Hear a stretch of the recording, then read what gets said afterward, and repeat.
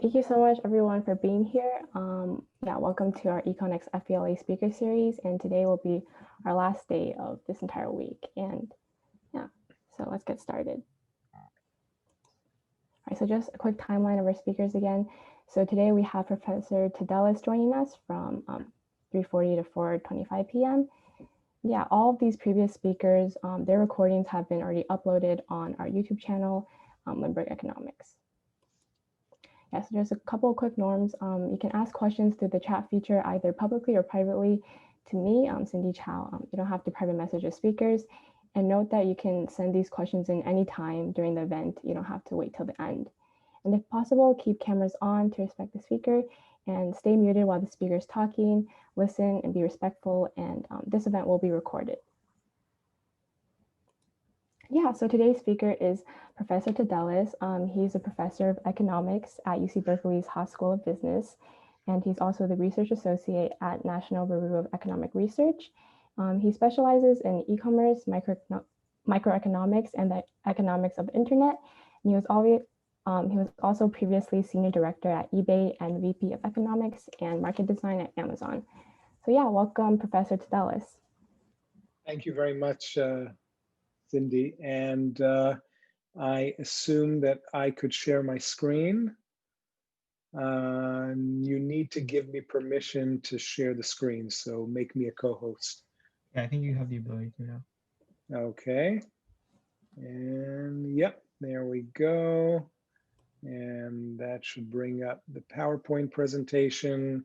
Could you all see it okay? Yeah, we can see it. Okay, fantastic. So welcome everyone. It's a pleasure to be here. I see you had Julie from UC San Diego a couple of days ago.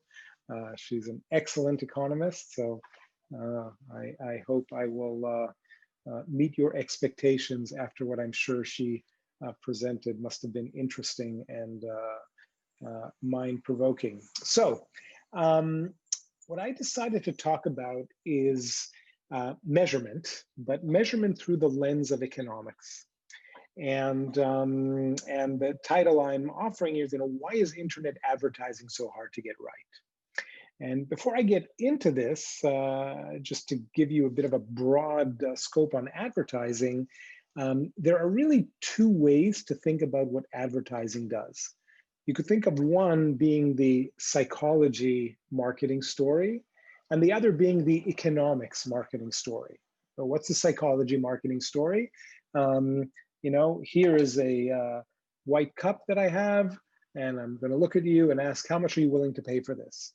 And most of you are probably going to say, oh, I have enough cups, I'm not willing to pay anything, or yeah, I'll pay $1, it seems like it's a nice cup. And now I'm going to engage in some ad campaign, and you're going to see Brad Pitt drinking from this cup, and then you're going to see some rapper drinking from this cup, and you're all young and influenced, and you're thinking, oh wow, that must be a really cool cup, so I'm actually willing to pay $5.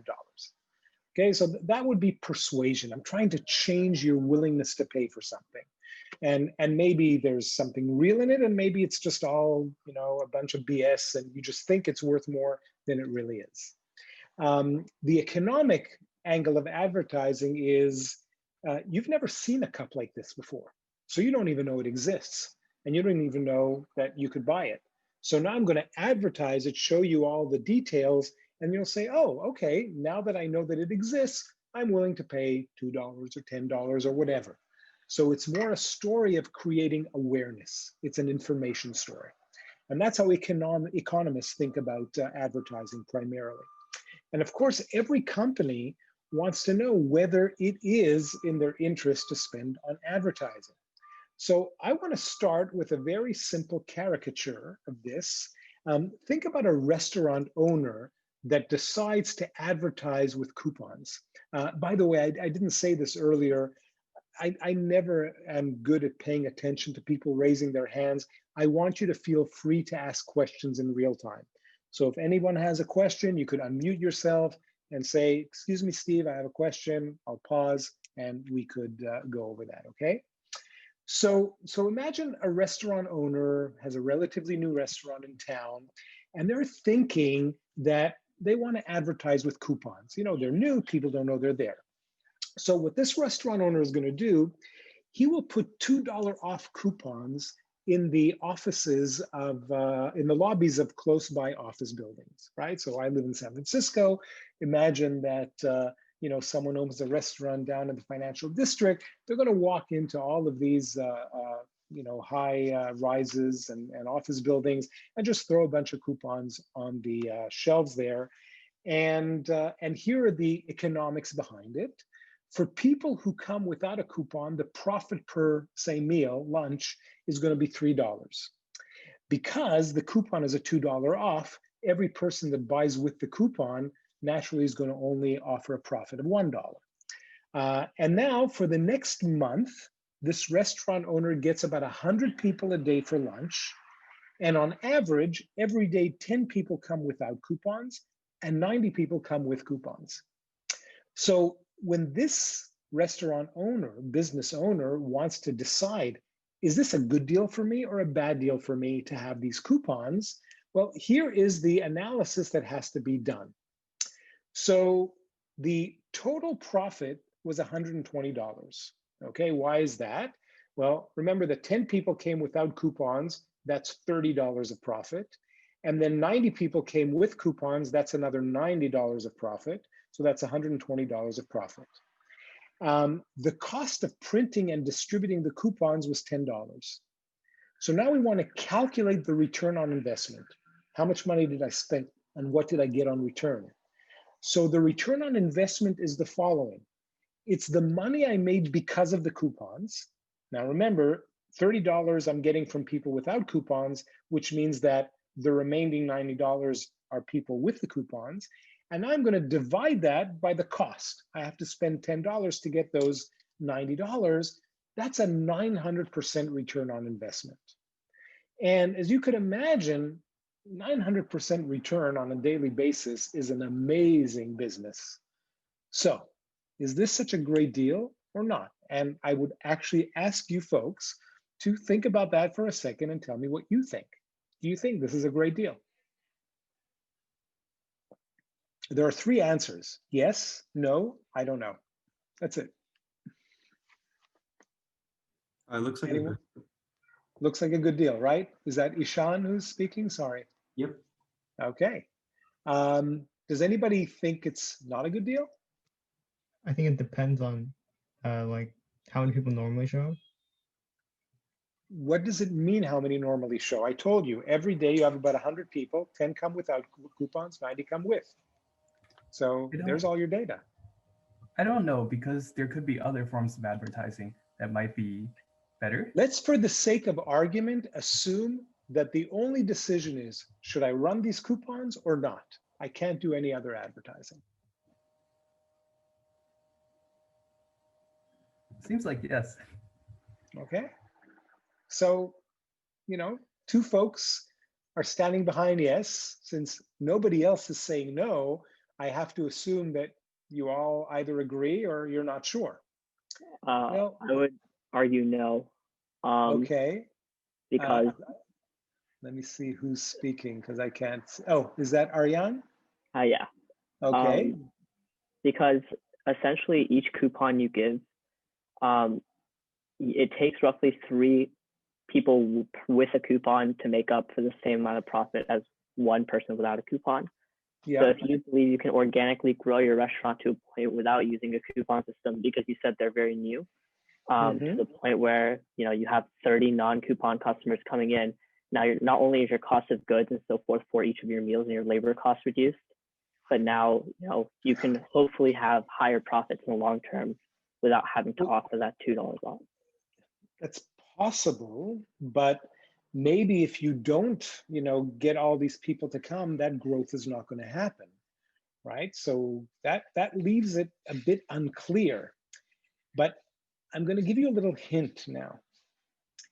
There's some piece of information that's missing that without it, I cannot claim that this calculation of return on investment is actually correct. There is something I don't know, and because I don't know it, I cannot say if this is a good deal or a bad deal. The question is, what do I not know?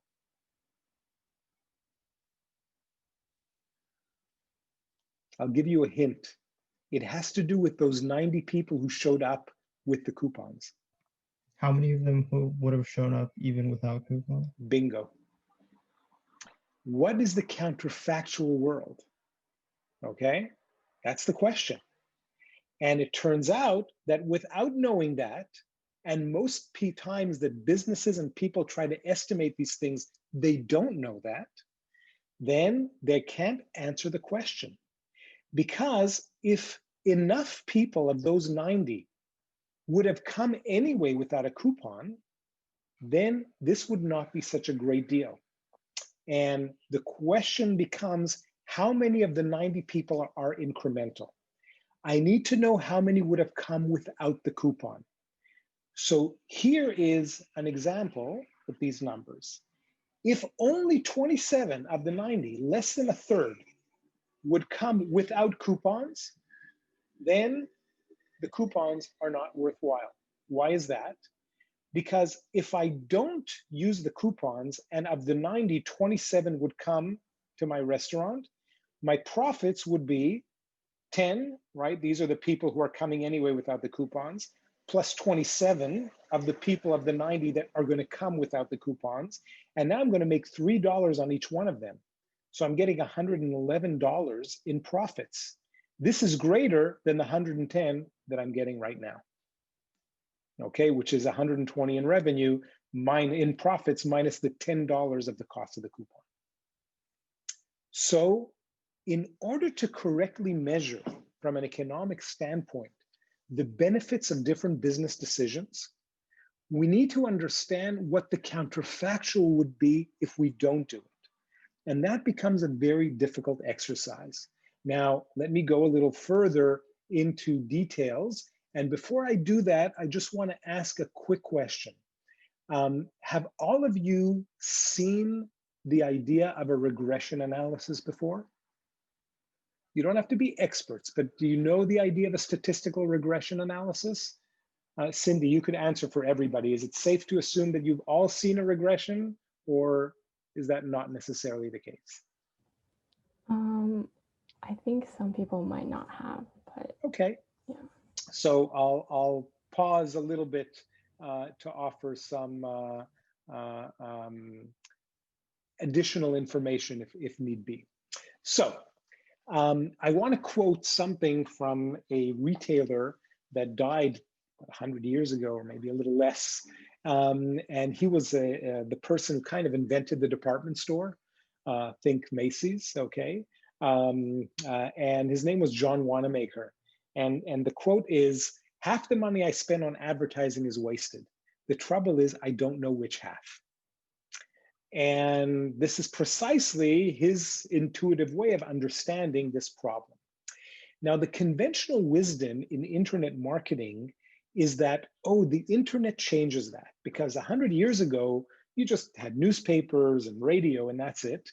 And you didn't know who's listening and who's not listening, and you didn't know if it's influencing them. But now with the internet, we see what you look at and we see what you click at, and we could track the ads that you see and the ads that you click on, and therefore we could calculate all this stuff, okay? So just to give you some information here, in 2012, when this research that I'm going to present was done, in the US, there was about $37 billion spent on advertising, on digital advertising, and now that number is already in the hundreds, okay? And the search engine marketing, which is Google, if you think about it, it accounts for a big percentage of those revenues. And that continues to be the case today.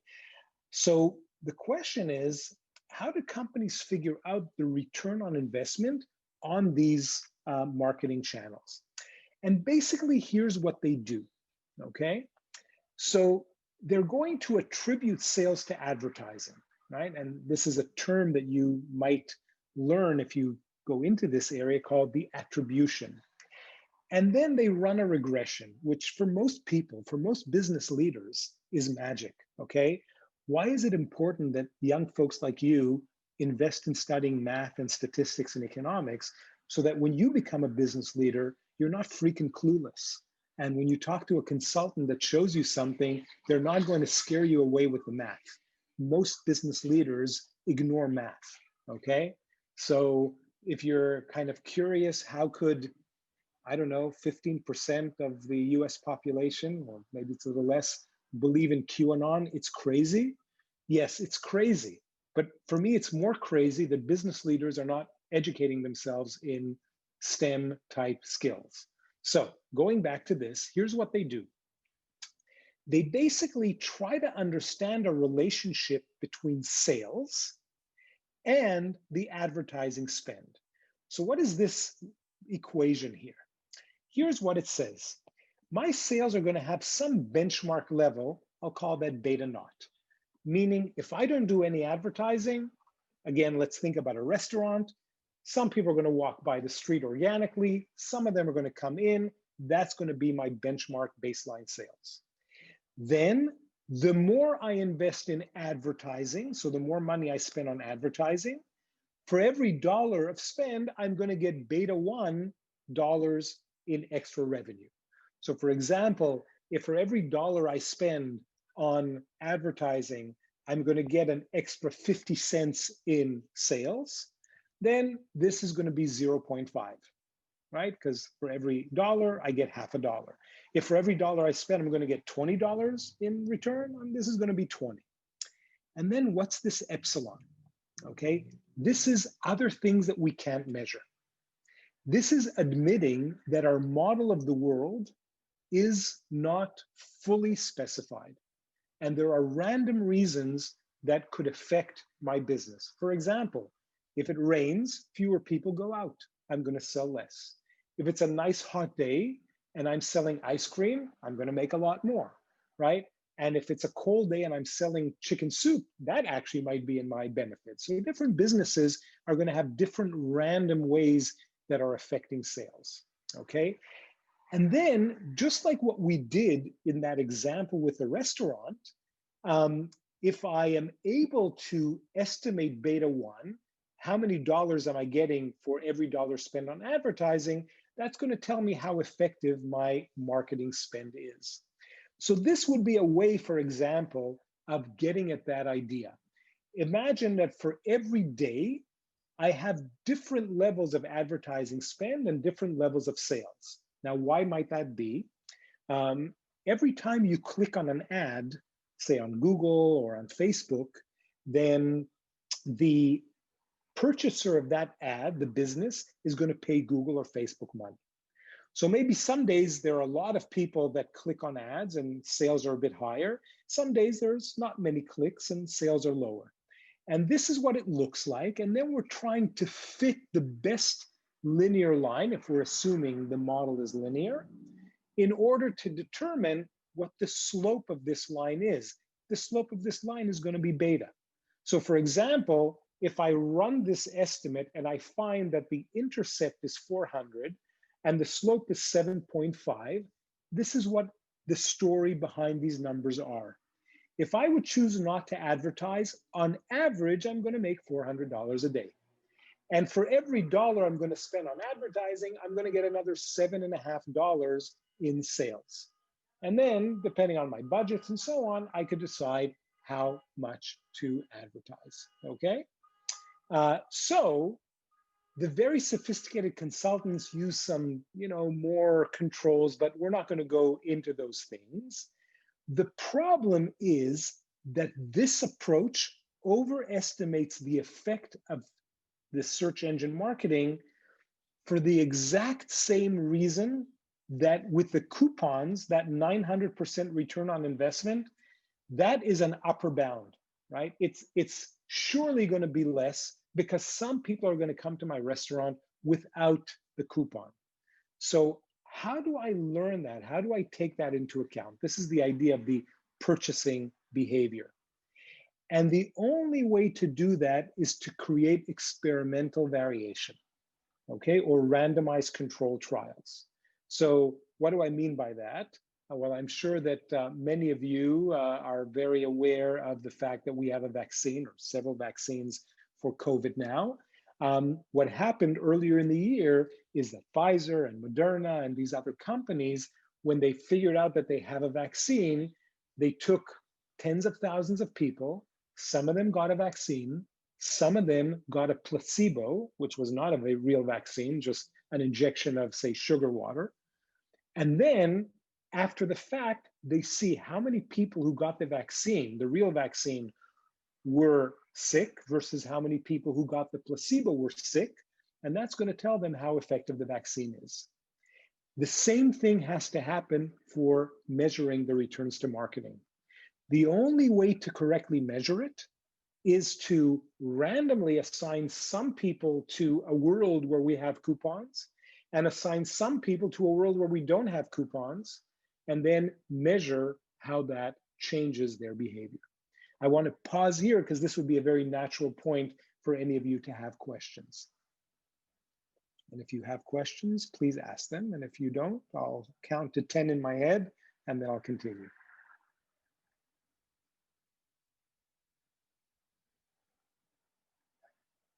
Okay, excellent. So to continue, let me tell you about this experiment that we ran and why we ran it. So this is what the internet looked like in 2012, okay? You were all too young to even care about shopping online. But if you see the ads here, they had this yellow background. Now it looks different. There's a little box next to it that says ad. It's a little less conspicuous. And if someone went to eBay if someone went to Google and they typed the word eBay, then this is what a page would look like. You would have an eBay ad that if you click on it, you're going to go to ebay.com. And below that, you had what's called the organic search. If you click here, you're also going to go to ebay.com. The difference between these is if you click here, eBay is paying Google money. And if you click here, eBay doesn't pay Google anything. So the question is, how much is eBay getting from having these ads here? Now, remember how they measure this. They're going to look at the sales and then they're going to measure the impact of advertising spend. How are they measuring advertising spend? Where they're looking at all the people that arrived at eBay by clicking on the ad. This is the nice thing about digital advertising, is when someone clicks on an ad, the company learns that the person who arrived there came because of the ad, okay? This is exactly like if someone walks into my restaurant with the coupon, I know that they arrived with the coupon, but I don't know that they arrived because of the coupon. The same problem appears here. I know that you arrived, that you clicked on this. What I don't know is what would happen if the ad wasn't here. So here is the idea of the experiment. In March 2012, eBay decided to stop paying for keyword eBay on Yahoo, but not on Google. Now, here's a little, inside information. This was not a well-designed experiment. This actually happened by accident. Someone in marketing wanted to renegotiate their deal with Yahoo, and that's why they did it. They didn't consult with me or the team that I built at eBay at the time. But luckily, that gave us what economists call a natural experiment.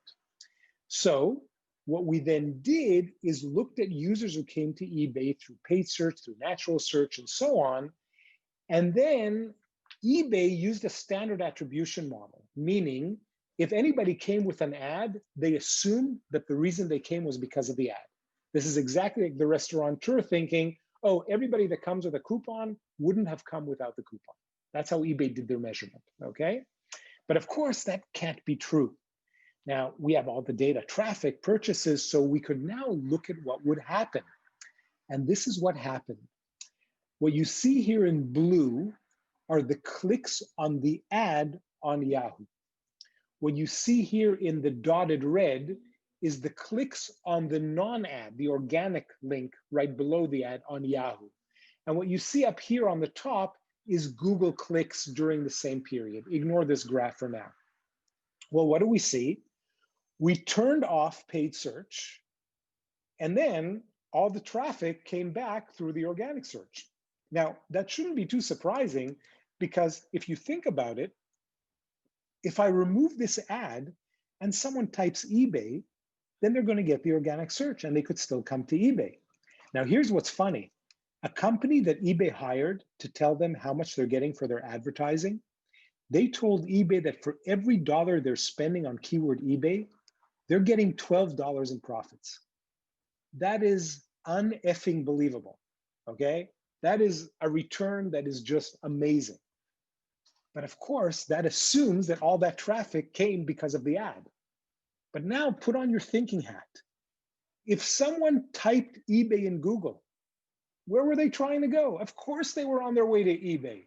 This ad didn't do anything, and this data confirms it. Now here's the beauty. The marketing people, they only want to spend money, and the marketing consultants, they only want to get paid to tell you that your marketing is great. I, as the economist, I actually want to know if it works. So I'm going to try to measure it the right way. The analogy with the restaurant is the following. Paying for your own keyword is like standing inside the restaurant and giving people coupons. They're already there, okay? Now, interestingly, this doesn't have to be, so the short-term return on investment was basically, you were burning all this money. It was a waste of, at that time, just so you know, this was $20 million a year. Now, they said, the marketing people, this doesn't account for long-term effects and so on. And this is all bullshit because people are typing the keyword. They have the brand recognition. This can't be something that generates an affinity to the company, even though the marketing people want you to believe it because that's how they're making their money. So it could be that for certain keywords of a brand, you do want to pay for advertising. For example, if I would type Mercury, here's Mercury insurance, but below that is Mercury the element, and below that is Mercury the planet, and below that is news for Mercury. So maybe if Mercury insurance wouldn't pay for this, they wouldn't appear here. And probably people are not going to click on this if they're not interested in insurance, so they won't be wasting money. Okay, that might be one story. Now, another story might be, why should Mercury insurance pay for Mercury insurance? Well, they are paying for Mercury insurance. And in fact, this first ad is not even Mercury insurance. This is mercury.insurancestep.com. Here is Mercury insurance. And here is another company that's paying for Mercury insurance. And here is the real company in the organic search. So if Mercury insurance wouldn't pay for this ad, there would be two people above them, and that might lose some traffic. And this is a problem that is best described as a prisoner's dilemma. Have you studied the prisoner's dilemma in any of your courses? Right? So you're a company and I'm a company. And if we don't spend on each other's keywords, we're going to split the market somehow. But I can't resist trying to steal your customers, and you can't resist trying to steal mine. And we're all just paying to Google and getting nothing for it. Right? So that's another potential problem. I know we have about 6 minutes left, so I'm going to speed up a little bit and go into a more nuanced exercise that we did here. So I hope it's pretty clear that for eBay to pay for keyword eBay, for Macy's to pay for keyword Macy's, it doesn't make much sense. And eBay stopped at the time paying for keyword eBay and saved a lot of money. But here's a different question. What if someone is looking for a used Gibson Les Paul guitar? I don't know if any of you play guitar, but this is a pretty nice electric guitar. And this again is a snapshot from 2012. And look at what, there's a lot of ads here. These are ads, these are ads. Again, Google changed its presentation since these are ads. Here's the organic search. And notice, here's eBay, way down here. And here is an eBay ad. So if eBay wouldn't pay for this ad, they would only have this one footprint here. And then if they pay for an ad, they're getting another footprint. So maybe they're a little more visible. And now the question is, what are the returns on this investment? Okay. Well, here's what we did. We did something very similar to what Pfizer did with the vaccine, except instead of on people, we did it at the city level. we took something called direct marketing areas, which is a term that comes from the marketing world that Nielsen invented. And there are a total of 210, I think, DMAs in the United States. Think of San Francisco as a DMA, San Jose is a separate DMA, Sacramento is another DMA, Des Moines, Iowa is another DMA, and so on and so forth. And what we did is we took 65 DMAs in treatment, and these are DMAs that saw paid search ads. And that was about 30% of US traffic on eBay at the time. And then we took 68 DMAs and we turned off all of paid search. So basically, it's telling Google, please don't show any of our advertisement in these 65 cities. Now, just to put things in perspective, at the time, eBay was paying about $250 million a year on this paid search advertising. They were paying to appear in keywords up to 100 million different keywords, because eBay sells everything. So, you search for Gibson Les Paul guitar, eBay bid on those keywords. You search for flower vase, eBay bid on those keywords. You search for wine bottle opener, you're all underage, you're not supposed to buy those, but eBay would pay for that keyword, right? Because everything was selling on eBay. We basically took 68 cities and we said, no more eBay paid search advertising. So what you see here is this kind of matrix of, we measured activity 53 days before we turned it off. Then during 60 days, the experiment ran where these folks saw advertising and these folks didn't, okay? And then you just have, these are the total numbers of observations, because everything is measured at the city level. So we added up all the sales in a city and all the clicks in a city. So these are millions of people that participated, but everything is aggregated to the city level. And I'm going to skip this because this is less important. And I'm going to show you, first of all, the graph of what a marketing analyst would look at. What you see here in red are clicks on ads in the cities where we turned off the ads. And of course, this plummeted. Now, what you see here in blue is the cities that were our control, or in this case, the treated, we call them, where the ads remained on. Yellow is just the rest of the country, because I told you there were 210 DMAs. We took 35, 65, and 68. So that still leaves us with almost 100 DMAs, but close to 80 DMAs. So of course, nothing changes much for the people in the areas where we see the ads, but it drops dramatically to the areas where we don't. Now, this kind of data would tell a marketer, oh my God, nobody's seeing my ads. Clearly, this is bad, okay? And therefore, I need to spend money. But we're not interested in whether people are seeing ads and clicking on them. We're interested in how much money they're spending. And this is what the data tells us about how much they're spending. So let me explain to you what these numbers mean, and then I'll wrap up with a quick summary, and I'll let you ask some Q&A if you wish. Are we okay on time, Cindy? How are we doing? Yeah, we're good. We're good. We're good. Okay. So these numbers are not real sales numbers.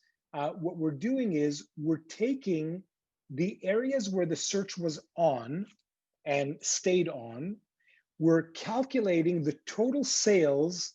The total sales, remember, where is it? During these 53 days, this gives us a certain number. Let's just say it was $27.5 million. I'm just making this up. And we're going to call $27.5 million 1. And everything is going to be measured in relation to $27.5 million, right? That's what we're doing here. So what you see here is that these are the people that kept on seeing ads the whole time. There was a bit of a dip in the sales.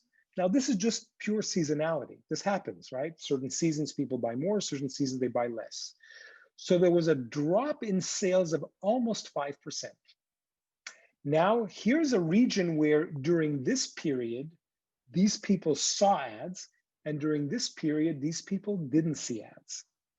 So the drop for them was about 5.5%. And the number you see here is what economists call a difference in difference estimate. We're looking at the difference before and after for each group, and then we're subtracting that difference, creating a difference in the difference. And this tells us the true impact of advertising. Because if all I would do is look at the group where I turn the ads off.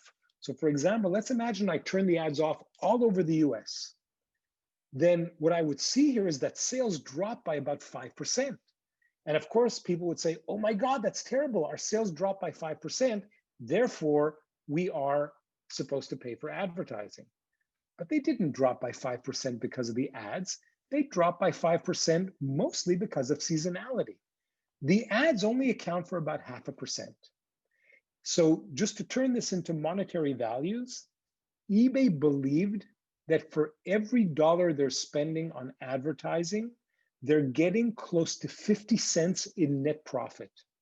What our analysis showed is that for every dollar they're spending on advertising, they are losing 80 cents. That's a huge difference, right? Instead of paying 250 million and getting a return of close to 370, which is what they thought, giving them a net of about 120, the truth was that they're paying 250 million and they're only getting back about $50 million. So they're losing 200 million out of those 250 million. So this is just some stuff that I'm going to skip and just tell you a little more nuances that we did. Remember, I told you that people could be influenced by ads because of information, that's the economics, or because you make them persuaded to spend more, okay? Well, I can't really measure if people are persuaded or not, but I could try to measure whether people are affected by information. And how could I do that? Well, if I know whether people are more or less aware of eBay, then I could see if people that are more aware are influenced less than people who are less aware, because that's what the theory of economics of advertising predicts. If you're already aware of the company, ads shouldn't help you. If you're unaware of the offering, ads should influence you. And what we did here, and I'm just going to let you focus on the left side, forget the right side, is look at all the people who are new to eBay, 0 previous purchases, and look at the difference between treatment and control given the cities. Huge impact. There's a 10% effect of the ads. People who've only bought once or twice in the previous year, they have still a positive effect. What you see here, the dot is the size of the effect. This is the whiskers here, what we call a 95% confidence interval. That just means we admit that there's some noise that we have to account for. And then once you go into people who bought previously, 5 or more times, there's basically a indistinguishable from 0 effect. So we're able to use this data to confirm a theory that economists believe in, and that is people who are more aware are going to be influenced and people who are less aware are not going to be influenced. So let me stop here because we're pretty much out of time and then some, but I do want to offer you the opportunity to ask me any questions you might have. All right, yeah, so you guys can continue putting in questions, either unmute yourself or put in the chat, but we already have a few. So our first one is, what did you specifically do at eBay besides just like what you explained today? So I was hired at eBay. I took a leave of absence from Berkeley, and they hired me to build a team of economists who would do economics data science, right? They're using economic ideas and eBay's data. So I'll give you an example of 2 other projects that we worked on that were quite successful. There is something in an area in economics called pricing. That is, how do you choose prices for your products? And this is, not a difficult concept, but you need to have an understanding of what the market is willing to pay. In other words, you need to understand the demand curve, and you need to understand your costs. Now, there are simple pricing models, which is basically, it's going to say, let's imagine that I'm selling candles. Okay, you see these little tea candles, I think they're called. And I'll just say, I'm going to charge 10 cents a candle. That's it. And if you want to buy one, you buy one. If you want to buy 1,000, you buy 1,000. It doesn't matter. Alternatively, I may realize that some people are different. So, maybe Cindy is someone who doesn't care that much about candles, and she buys a candle once a month. But Alan, he loves lighting the room with candles, and he's really a high demand customer. He really wants to buy a lot of candles. So what I'd like to do is offer Alan a quantity discount so that I really encourage him to buy a lot. But I don't want to offer that to Cindy. So what I'll do is now I'll have two different offerings, right? I'll have one candle that I'll sell for 10 cents. And then I'll have a 2-pack here. I mean, I'm already showing you that I like candles. I have a 2-pack, and it's not going to cost 20 cents. It's going to cost 19 cents or 18 cents. And the thing is that Cindy won't buy the 2-pack because she only wants a candle a month and she doesn't have enough storage room. So she'll pay 10 cents for this candle, but Alan will be happy to buy this for 19 cents. And maybe I'll have a 20-pack that Rutvi is going to buy, and I'll give a different kind of discount. So eBay Motors is the part of eBay that sells automobiles, that automobile dealers would list their cars, and they used to have a one-size-fits-all. They basically charge $50 a listing. Didn't matter if you're a big dealer or a small dealer. And economic analysis claims that that's not the best way to make profits. It's better to try to identify the different types of dealers, those that are bigger and are willing to pay more, and those that are smaller and willing to pay for less, and then charge quantity discounts. This is not different than what you see in the supermarket. If you walk into the supermarket and you go to the Cheerios aisle, you're going to see the 16-ounce box, you're going to see the 32-ounce box, and if you go to Costco, you're going to have the 5,000-ton box, right? This is the same idea. So we built a mathematical algorithm that took data on the behavior of dealers, and then we ran some experiments to manipulate their behavior to better understand how they would respond to different deals, to help eBay build a subscription model so that bigger dealers, instead of buying one listing at a time, they would buy these subscriptions for a certain amount of listings per month, very much like the 32-ounce box of Cheerios versus the 16-ounce box of Cheerios. So that's another example of something that we did at eBay. Another area that we did a lot of work in is about the identifying better sellers from worse sellers. People might say, oh, all you have to do is just look at the feedback, and sellers who have higher percentages are going to be sellers that are better. But it turns out that that's not the case, because on eBay, more than half the sellers had a reputation score of 100%. And you could believe that, eBay only has amazing people, but that's probably not true. And indeed, we found ways to identify how the bias happens using statistical economic models, and then find ways to better identify good sellers from bad sellers. So those are two examples of other things that we worked on at eBay. All right, thank you. I know we're running a bit short, on time. Would you be willing to I'm more than happy to stay a bit longer, sure. Okay, thank you. So our next question is, how can a smaller company conduct proper trials on their ad spend so they do not make generalizations and spend unnecessary money? That's a great question. So if any of you are interested, I don't know if you all listen to Freakonomics Radio, or some of you do. About 2 months ago, they had a podcast on the work that I did at eBay and some other things. They're two very interesting podcasts, one on television advertising and one on digital advertising. And after that podcast, I actually got a bunch of emails from people out there in the wild saying, "Oh, I'm a small business owner, and what should I do?" And I obviously didn't have time to speak with everyone, but I did talk to a couple of them. One was a small company in Charlotte, where you think of them as a marketplace for music lessons. So they have a bunch of music teachers, and you go up and you sign up, and they match you with a teacher. And the name of the company is Bold Music. I did not charge him for my time because there's no way he could pay the consulting fees that I charge companies like eBay and Amazon. But I was happy to get a cap and some guitar picks because I actually play the guitar. And he asked me exactly the question that you asked, Sydney. And the answer is, it's not easy.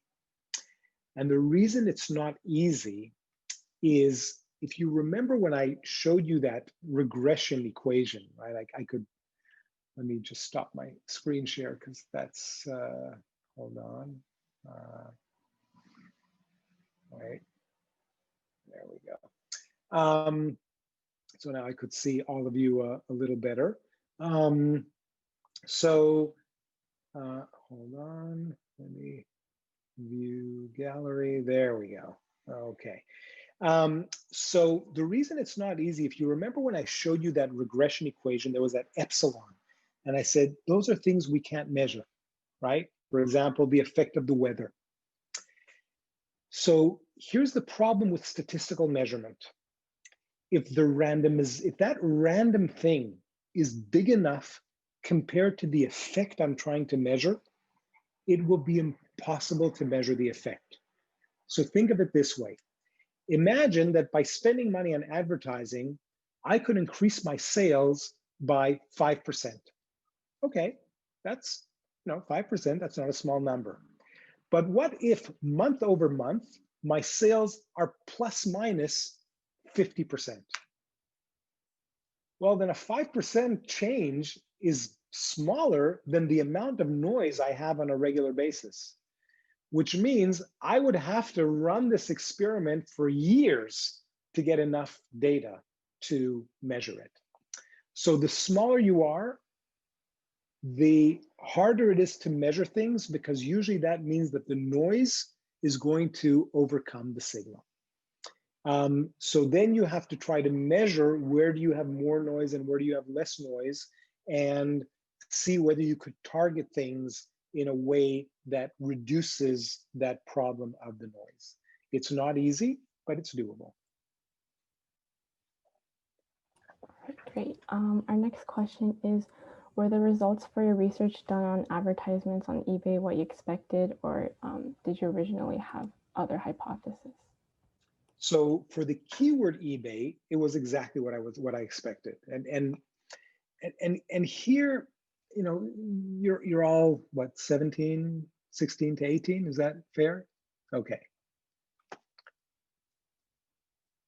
And you all go to a very prestigious high school. And I'm assuming you're all pretty smart. And here's the problem. And I'm sure that those of you who have followed the news in the last month, or for that matter, the last 4 years, have reached the conclusion that not everybody is as smart as you are.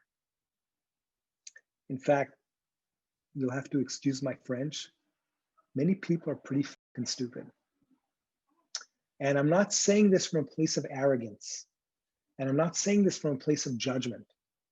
Okay? When you look at what's happening in the world, and you're like, how is this happening? It's because people lack one very important skill, and that is critical thinking. Critical thinking is the skill of looking at facts and trying to make sense of them. And when you're putting together hypotheses, trying to understand what are the assumptions behind those hypotheses. So let me give you an example in this, exactly in the question that is being asked. So When I looked at the fact that eBay is spending on keyword eBay, it was clear to me that that has to be a waste of money. Because if someone is already typing eBay, then they know where they're going. How could that ad do anything?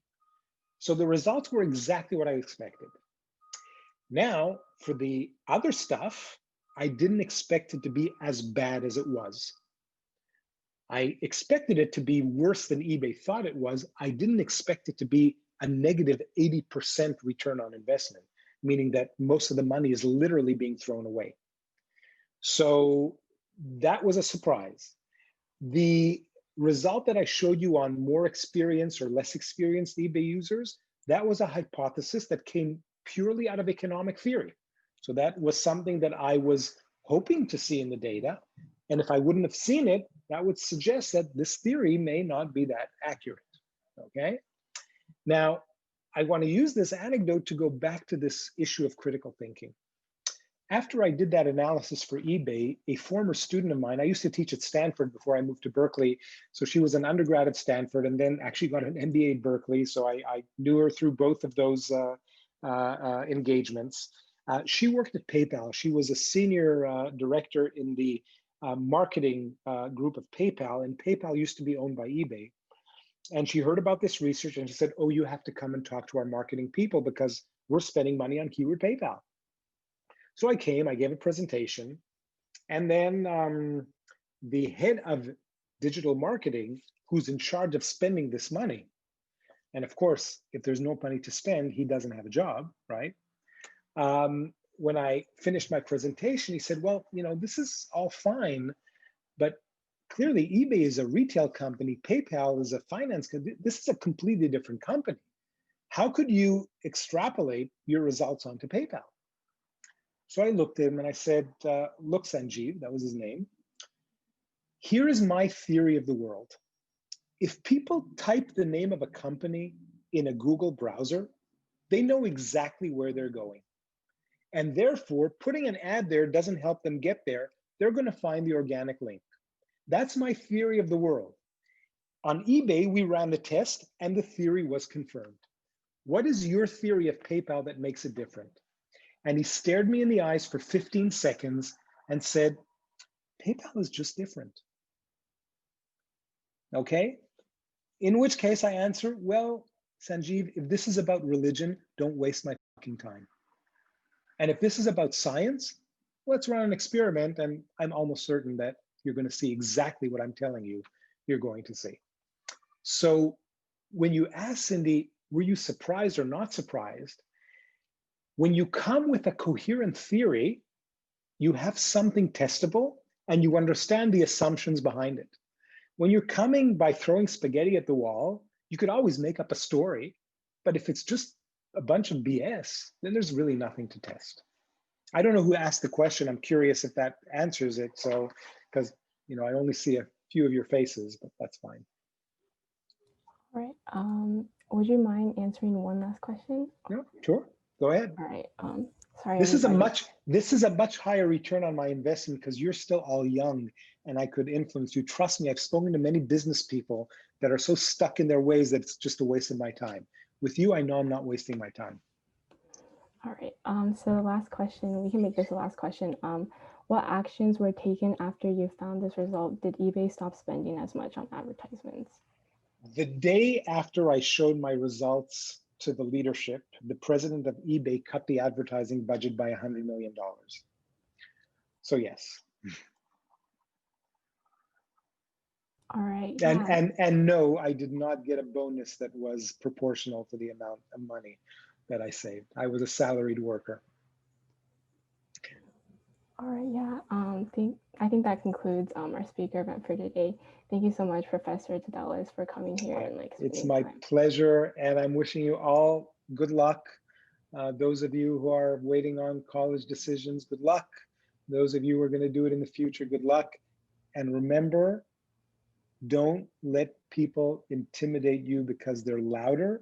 Pay attention to what they're saying and challenge them on the facts and on the assumptions. And that is going to be a recipe for success, even though you might piss some people off. All right. Yeah. Thank Okay. you. Thank you for coming here. My pleasure. And you all have a good weekend. Yeah. You too. Bye-bye.